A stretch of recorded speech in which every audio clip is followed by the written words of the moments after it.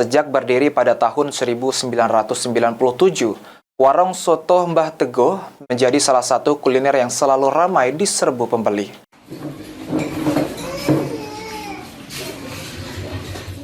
Diolah dengan resep rahasia keluarga yang memiliki cita rasa yang enak, warung soto Mbah Teguh yang bertempat di BK 3 Kecamatan Buaya Madang Timur selalu ramai diserbu oleh pembeli.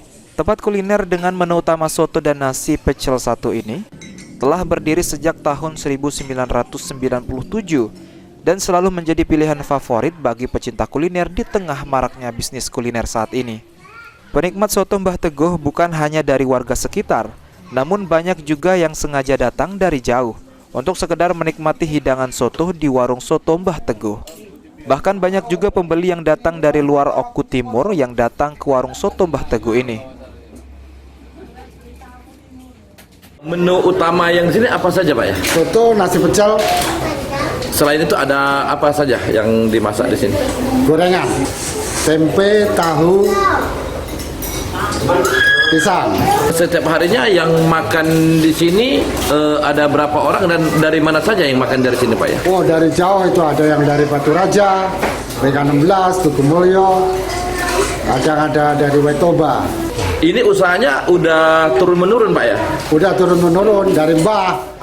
Widodo, salah satu pelanggan tetap soto Mbah Teguh asal desa Karangbinangun menuturkan, dirinya bersama keluarga telah 4 tahun berlangganan makan di warung soto Mbah Teguh ini. Kurang lebih mungkin 4 tahun 5 tahun langganan makan di soto Mbah Teguh di BK3 ini. Iya. Jadi memang kalau saya arah dari Martapura, khususnya untuk daerah BK3, BK2, itu ingatan tuh selalu ingin makan di sotonya Mbah Teguh ini. Karena memang cita rasa sotonya memang rasanya itu gurih dari bumbunya itu sendiri, kuahnya, dan racikannya itu seolah pas.